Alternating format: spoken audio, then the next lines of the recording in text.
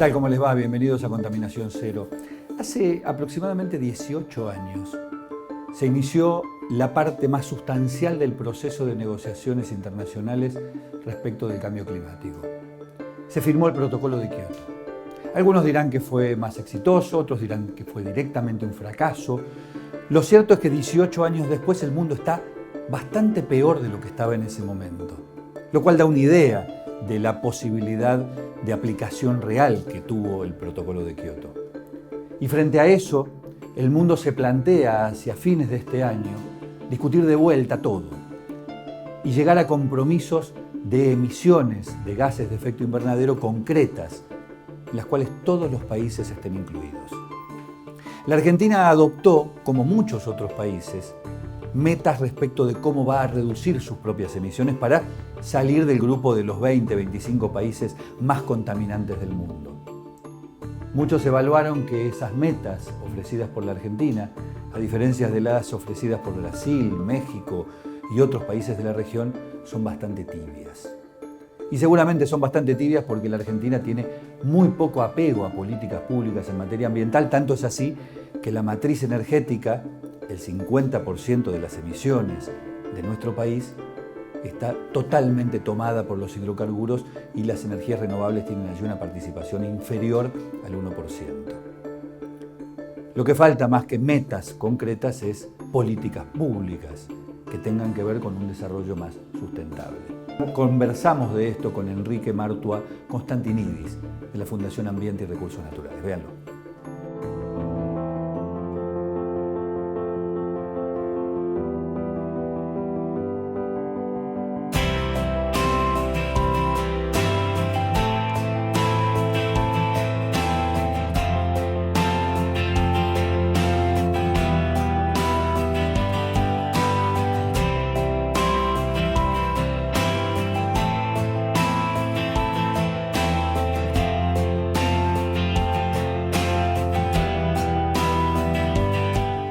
La Argentina presentó, en realidad muchos países lo hicieron, sus compromisos respecto de las metas de emisión de gases de efecto invernadero para los próximos años, fundamentalmente pensando en el encuentro que va a haber en París, donde supuestamente se va a rediscutir todo lo que el mundo debe hacer en relación al cambio climático.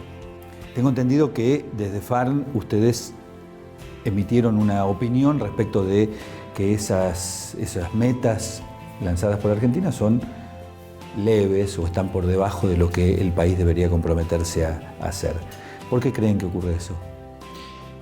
Básicamente, Argentina es un país que, por el tamaño que tiene, por las capacidades que tiene y por el nivel de responsabilidad que tiene a nivel internacional, es un país que estaría en condiciones de hacer más. Lo que propone Argentina es una meta que es cumplible, por decirlo de alguna forma. Es una meta en donde realmente se aseguran poder cumplir y poder estar en el escenario internacional. Sin embargo, supone, según tengo entendido, un 15% de reducción de gases de efecto invernadero. ¿En cuánto tiempo? Esto es para los próximos 15 años.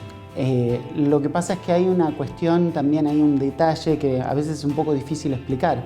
Es un 15% respecto de lo que en un escenario supuesto Argentina estaría emitiendo en el año 2030.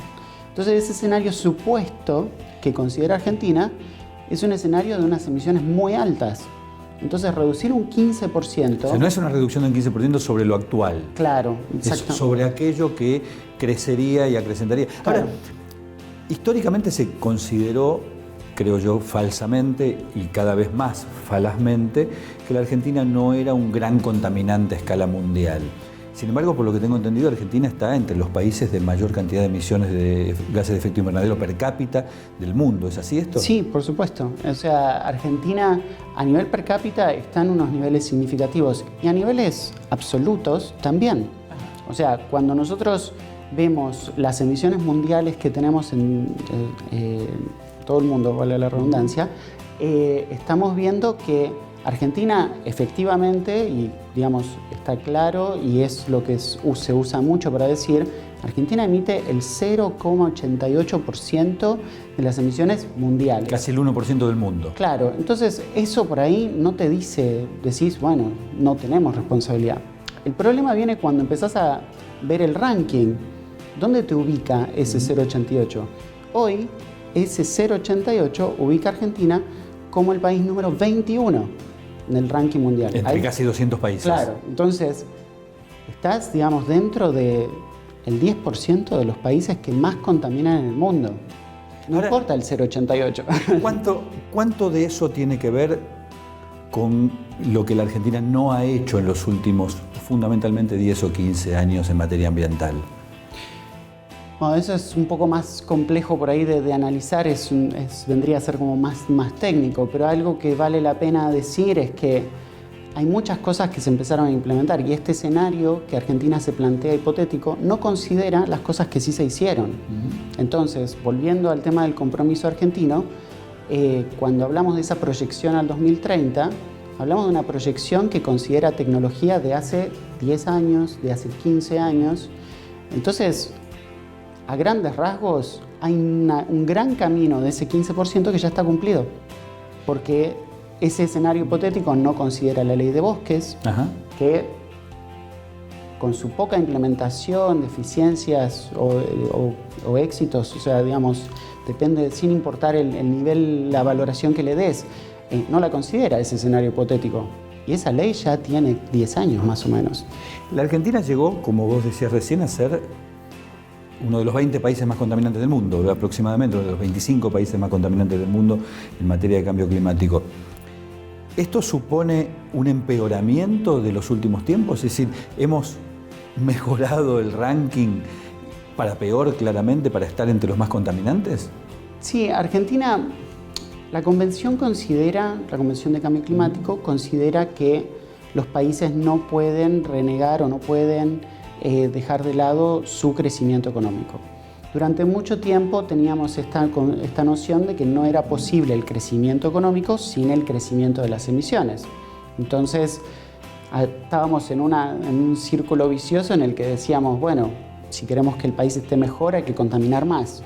Hoy por hoy eso ya no va más. Entonces, ya es viable poder tener energía, poder ser sustentable y tener un éxito económico. Entonces, bueno, en ese sentido, el crecimiento que ha tenido la Argentina en los últimos 10 años, a juzgar por estos resultados y por la ubicación en el ranking de los países más contaminantes, ha sido a costa precisamente de esto, o ha sido no incorporando políticas que permitieran reducir las emisiones. Claro, digamos, hay una cuestión, está claro que hay un deseo, hay una intención clara de seguir apostándole a los combustibles fósiles acá en Argentina.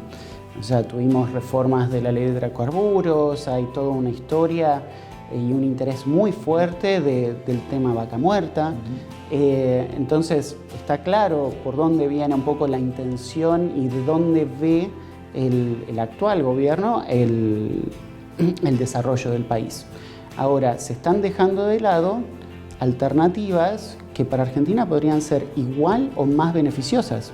Por ejemplo, el potencial de energías renovables que tiene Argentina lo tienen muy poquitos países del mundo. No te estoy diciendo 20, estoy diciendo 3 países del mundo deben tener el potencial que tiene Argentina. Y sin embargo, la participación de las energías renovables en la matriz energética de la Argentina no alcanza el 1%. No alcanza el 1%. Entonces, vos decís, le seguimos apostando a los combustibles fósiles que requieren un montón de trabajo, un montón de costos ambientales in situ, un montón de subsidios que son en sí, o sea, una gran parte de pérdidas o de problemas económicos en nuestro país actualmente.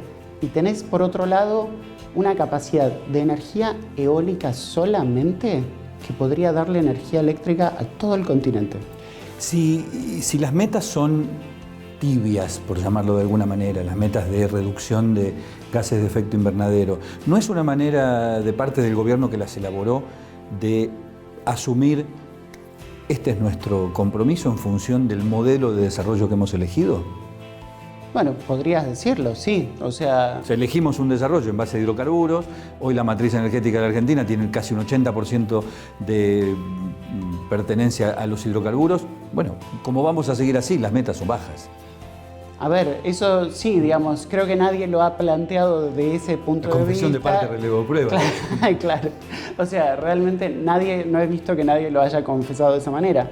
Sin embargo, sí, por ejemplo, algo que es preocupante en ese compromiso, digamos, nosotros desde la parte ambientalista, es que ese compromiso, ese 15% y ese potencial 30% se alcanza con una gran participación de energía nuclear.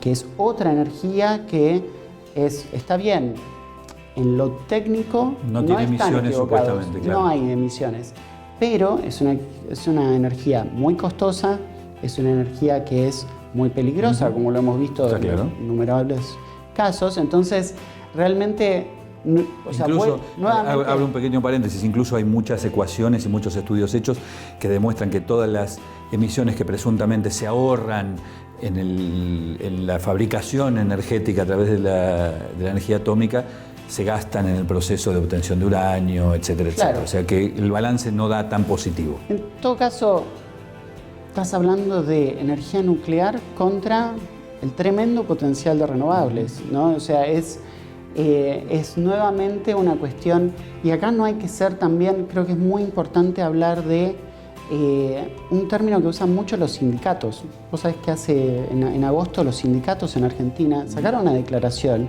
diciendo que estaban listos para hacer lo que ellos denominan una transición justa. Porque esto no significa que mañana cerremos todas las llaves de gas, cortemos con la exploración petrolera. No, significa que de acá a los próximos 15, 20, 50 años vayamos transicionando. Con el potencial que tiene Argentina, podés tranquilamente empezar a planificar una transición en donde vayas lentamente abandonando los combustibles fósiles y progresivamente incluyendo una matriz de renovables. Solamente para hablar del tema energético, que es, digamos, el 50% de la matriz de emisiones de Argentina.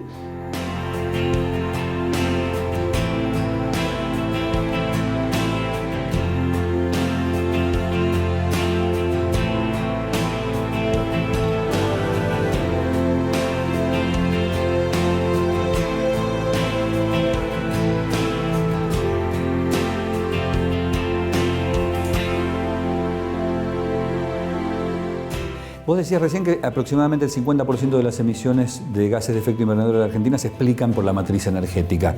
¿El otro 50% dónde se explica? En el uso del suelo.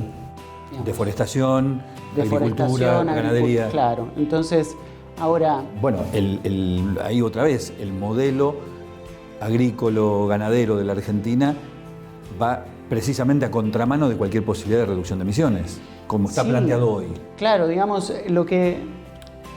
A ver, acá hay un tema que es sumamente delicado también, porque muchas veces la gente dice, querés limitar la producción de alimentos, porque creo que también tiene que ver mucho estos temas con cómo comunicamos las cosas, ¿no? ¿Qué interpretamos cuando vienen estos ambientalistas y dicen no al petróleo?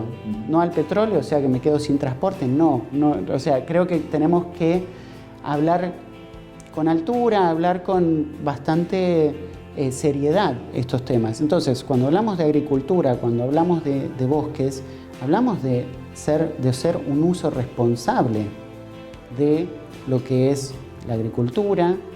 Argentina en ese sentido tiene una capacidad tecnológica y una capacidad de conocimiento en materia de agricultura que también, nuevamente, está mucho más avanzada que la de muchos países. En el tema energético es más clara la demostración, es decir, hay que cambiar la matriz en favor de energías renovables. En el campo del uso del suelo, ¿qué cosas concretas podría hacer la Argentina sin dañar su capacidad o sin dañarla irreversiblemente su capacidad de producción de alimentos y su producción de caja, para decirlo claramente? ¿Qué cosas podría hacer concretamente para reducir la cantidad de emisiones, modificando usos de suelo, formas de... ¿Cuáles serían esas cosas? Mira, lo principal tiene que ver con las tasas de deforestación.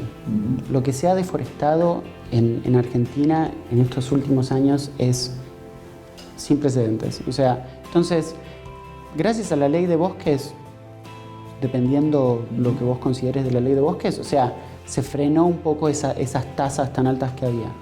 Ahora, la deforestación sigue ocurriendo y las tasas no es que son bajas. Entonces, alguien podría decir, bueno, eso significa deforestar con el costo ambiental que tiene en favor de soja para exportar, para tener la caja correspondiente, etcétera, etcétera. ¿Cómo se frena la deforestación sin poner en riesgo el flujo de caja? Claro, en ese sentido lo que hay que hacer es optimizar, digamos, los sistemas agrícolas que tenemos, o sea, hacerlos eficientes, hacerlos sustentables, y a la hora de hacer un manejo de bosques, hacerlo a conciencia, no arrasar con bosques y plantar soja, o arrasar con bosques y poner ganadería.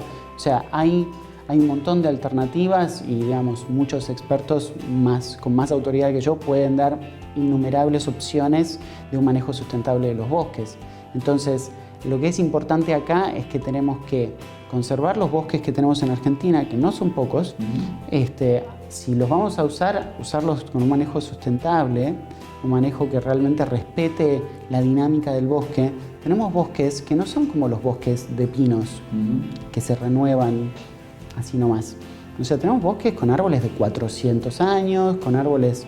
O sea, entonces realmente hay una cuestión muy importante ahí en donde los bosques pueden hacer una provisión de servicios ecosistémicos que tranquilamente podrían compensar y dar elementos a las comunidades que viven ahí para, digamos, mantener el bosque y no tener emisiones.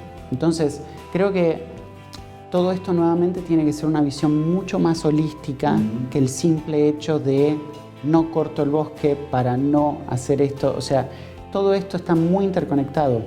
Y nuevamente estamos hablando de clima.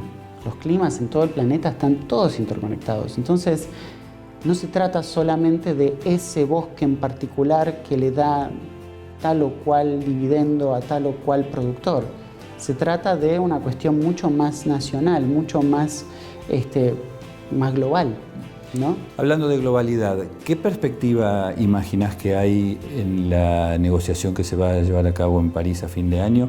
¿Y qué posibilidades reales hay de que surja un nuevo estatus de negociación que sea menos fracasado que los anteriores, en particular el protocolo de Kioto, que tiene mucha prensa, pero como realidad ha sido bastante pobre? Sí, en realidad, a ver, yo tengo por ahí una visión un poquito, o sea, no tan drástica con el protocolo de Kioto. El protocolo de Kioto cumplía una función en un contexto de los años 90, en un contexto de ser el primer documento legalmente vinculante para reducir emisiones.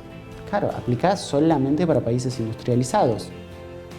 20 años después, el mundo nos da cuenta de que de esos principales emisores, más de la mitad son de países en vías de desarrollo. Entonces, o sea, Argentina está dentro de esos principales emisores. Claro, entonces, en los 90 era impensado. Claro, entonces el protocolo de Kioto tuvo sus falencias, claramente, ¿sí? Pero realmente era el primer paso. Obviamente que eso limitó bastante el tema de cómo generar otros compromisos por parte de otros actores, porque si la gente no cumplió el protocolo de Kioto, ¿por qué ahora voy a tener que yo cumplir otra cosa?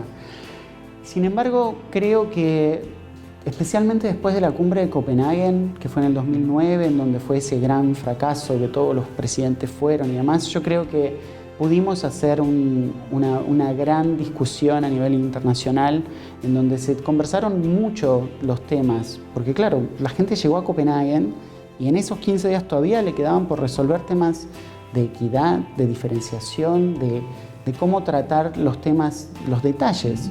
Y se dieron todos cuenta de que era muchísima discusión. 6 años después, acá estamos a punto de firmar este nuevo acuerdo. Este nuevo acuerdo, yo estoy convencido que va a salir, o sea, porque creo que nadie se va a arriesgar a tener otro Copenhague. Pero por otro lado, hay que ver cuál es la calidad de ese acuerdo. Este acuerdo está pensado para que efectivamente incluya a todos los países.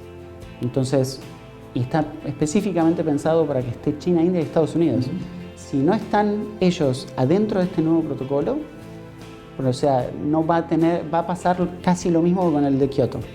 De alguna manera ha quedado perimida esta discusión, más allá de que históricamente tenga sentido, quiero decir, en la práctica, esta discusión respecto de que los países del tercer mundo, países como Argentina, tienen derecho a desarrollarse a una costa del ambiente porque los países industrializados así lo hicieron hace 50 o 60 años. ¿Esta discusión está saldada o todavía no?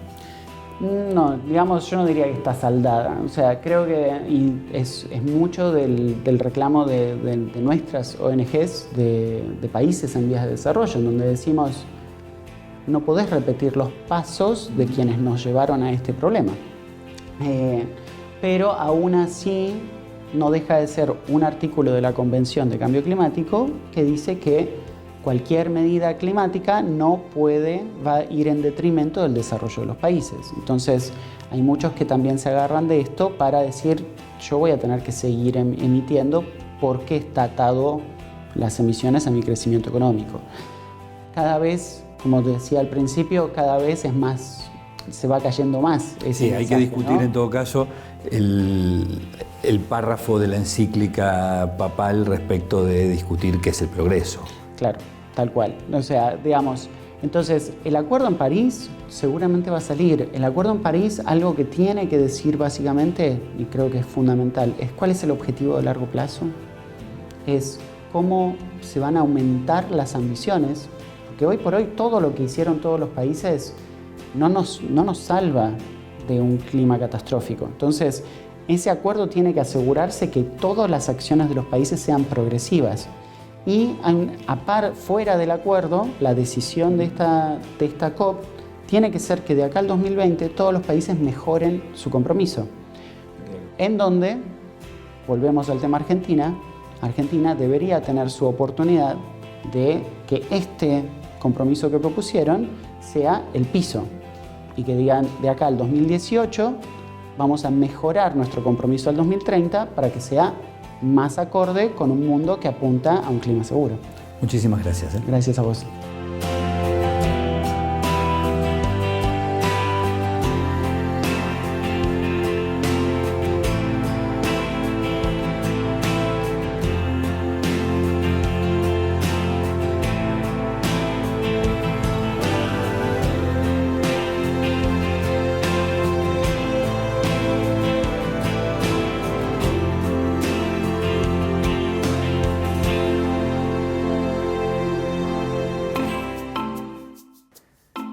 Enrique Constantinidis fue bastante claro respecto de la evaluación que se hace de las metas, los compromisos de la Argentina en materia de las emisiones de gases de efecto invernadero. Son pobres, son compromisos pobres, pero no son casuales esos compromisos pobres. Devienen precisamente de la ausencia del tema ambiental en la agenda argentina. No está. No hay políticas públicas concretas en materia de reducción de emisiones porque la reducción de esas emisiones debe ser consecuencia necesaria de un modelo de desarrollo que no tiene incorporada la materia ambiental dentro de sí. La matriz energética, la forma de ocupación y uso del suelo en materia agrícola, en materia de deforestación, en materia de ganadería, son los elementos principales que hacen de la Argentina, curiosamente, uno de los 20 países más contaminantes del mundo y uno de los más contaminantes si se miden las emisiones per cápita. La Argentina en emisiones per cápita supera, por ejemplo, a países industrializados y desarrollados como Francia o como Italia y está segunda en el continente apenas detrás de Venezuela.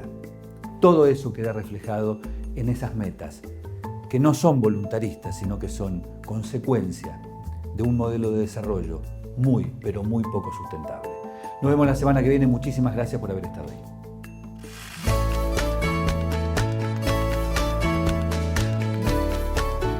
Farmacias Central Oeste renueva su compromiso con la comunidad y propone disfrutar un día en familia al aire libre. Sumate el próximo sábado 28 de noviembre y participa de la Caminata Solidaria y Saludable 2015 que por tercer año consecutivo organiza Farmacias Central Oeste en el predio del INTA Castelar. Inscribite gratis en www.caminatacentraloeste.com. Te esperamos.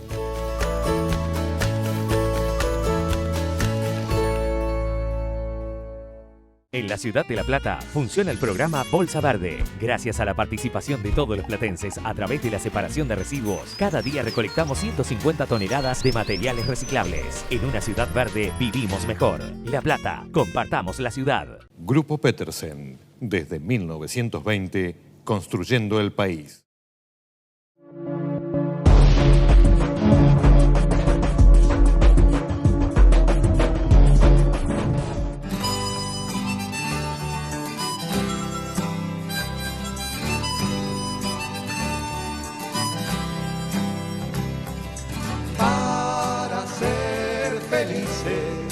Solo necesitamos respirar el aire puro, pero el aire está contaminado.